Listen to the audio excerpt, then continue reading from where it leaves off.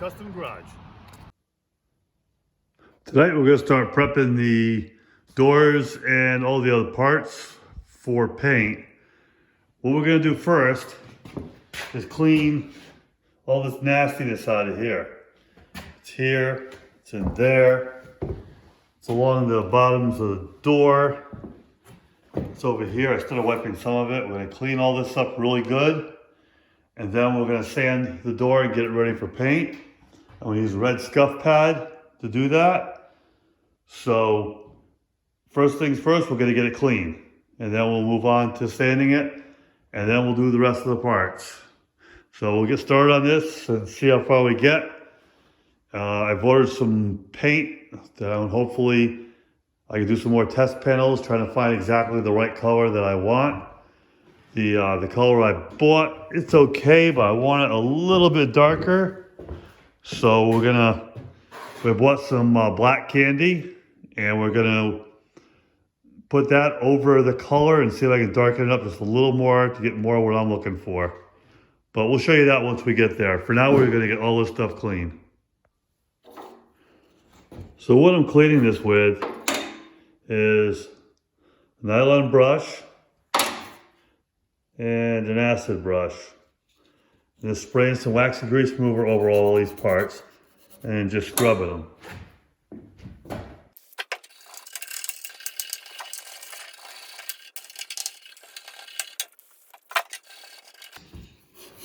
I'll grease all these things back up after it's painted, but I want to get all the grease off them now and get this clean as I can before I sand it. Grab a clean paper towel and just wipe off whatever dirt residue is on here. Let's see what we got. What I'll do now is grab a blowgun, dry all this off, and then get it good and clean, and then we'll scuff this door. So the first door is sanded, cleaned. All those little nasty areas all been washed out. Scuffed red scuff pad. All around here, same thing. This is all nice and clean now. I went over it with one scuff pad with a little wax and grease remover. Got a lot more of the dirt off it after we cleaned it with the brushes. And then when that dried, I went over it again with a clean red scuff pad. This will probably get cleaned one more time and scuffed one more time before we tape it up and paint it. Now, this door took me an hour and a half to clean it, to scuff it, and to get it to where it is now. So it's going to take some time. We're going to work on this every night during the week. And hopefully by the time the rest of the paint comes in, we'll be ready to shoot this. Just a tip, when putting a door on one of these stands, put it in this mat fashion. If you put it the other way, you could actually dent your door. So always put it in a cradle like this. I usually put the top right up along the top edge here, and the bottom as close to the bottom as I can get it. And that'll keep you from putting any extra dents in your door that you don't want. So I spent this week getting the parts ready for jamming. I decided to take the latches out, took a risk that I wouldn't break them, thankfully. Didn't break any of the plastic clips holding them on. So we're gonna paint around the door jambs, all in here. These had so much cavity wax on them. It took forever to get this thing clean. So they're pretty good now. It's gonna start off with a black base coat. I'm gonna follow that with the red mid coat. And then I'm gonna put a black candy over that. And then clear coat over that. So this is gonna be there's 4 different coats of paint on this. So we're gonna set you up, we're gonna put you on time lapse, we're gonna get this first coat of black put on. Small city thinking, I get why you left. Small-minded people, sure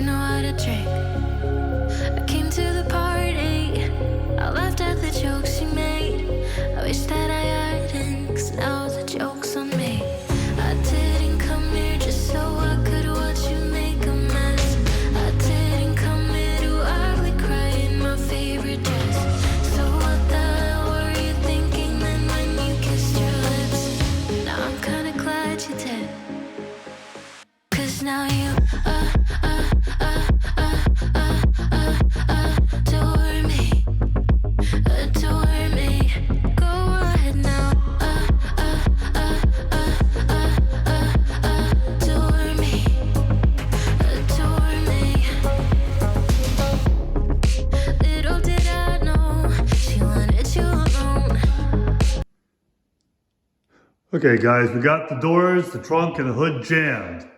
It's got 2 coats of black base, 3 coats of red mid coat, 1 coat of black candy, and 1 coat of clear. Now on the outside of the car, we would have had 2 coats of clear. On the inside, you don't really need to, 1 will do fine. And as you can see, it's a real dark candy. So we took this and brought it up a level, making it darker by putting the black candy over the red. And the red was pretty dark. It kind of had a side angle of black, but I think this shows it very well. The transition of the color. I think this will be perfect for the car. This is exactly what I was looking for. And on a distance, it looks black, but when the light hits it, it's going to have a red look. Now that all the doors and the hood and the trunk are painted, before I jump on painting the outside here, I want to get some room inside. See, obviously, the pedals aren't going to fit where the tire used to go. We don't need that room anymore. So I'm going to cut this section out on both sides, and I still would like to get a little more height above the engine. So I'm going to cut the center section of the cowl out on the outside edge. Don't need it there. I'm going to cut around where the wiper motors are, so that's not affected. But these shock towers, even though I'd like to have kept them there just because they're there, I don't know. But they're not needed. They're going to be in the way. I need the extra space on this side. And if I cut one side out, I might as well cut them both out. So we're going to get these things cut out. So what I'm going to do is crudely just cut this with an air chisel, get most of the bulk out, and then I'll clean it up later and clean up all my edges and make it look good.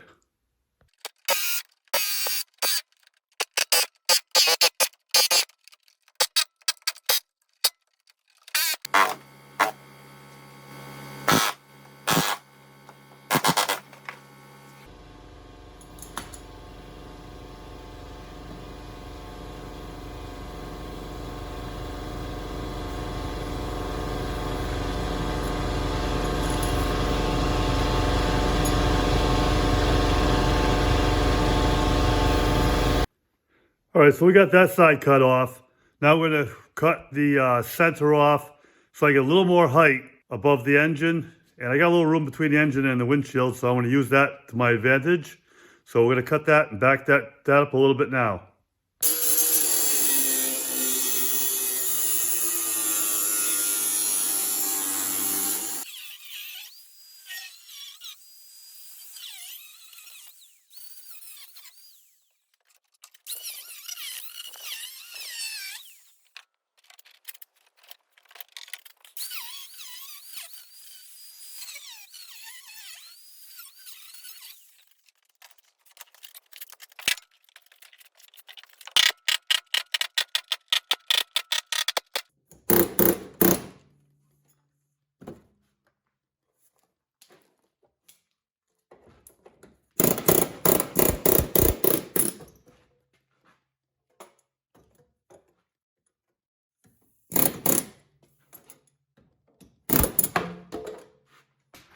Okay, so now we got the center cut out.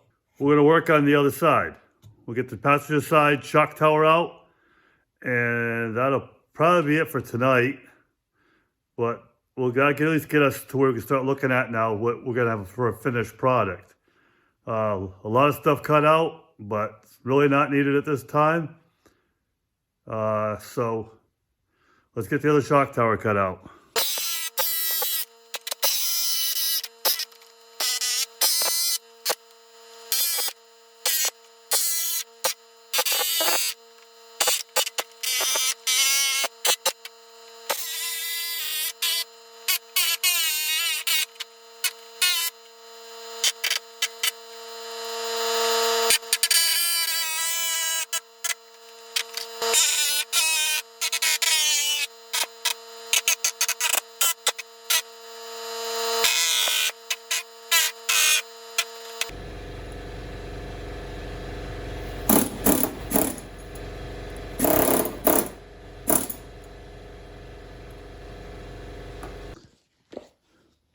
Well, now that side's out.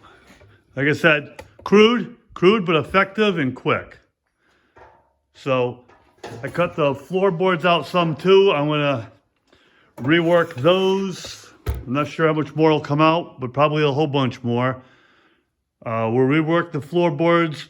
We'll put some more supports in the fenders because these now are pretty loose in the front, which is fine. Doesn't need to be anything special because the frame goes up here, and I'll make frame mounts and hold everything in place. What more is going to come out? I'm not sure.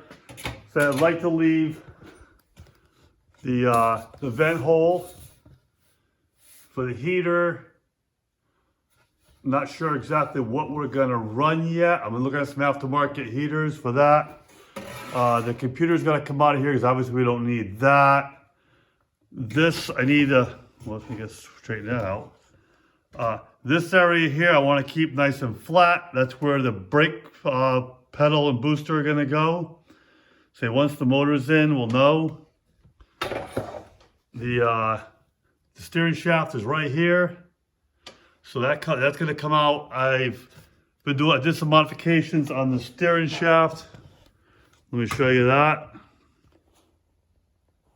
Okay, the steering shaft, this is the part that went into the Jetta to here. This part goes to the Jeep steering column. I cut it in from this. It had like a slip joint on it. I cut that off. I tack welded it here just for a rough fit. What I'm going to do is I got this Heim joint. I'm going to put that on the shaft. That'll hold the shaft so it doesn't wobble like this when it's in the car. It'll hold it nice and steady up here somewhere. And then it'll be a solid mount from here to the steering box, and also from here up to the column. So hopefully it'll give it a little more support.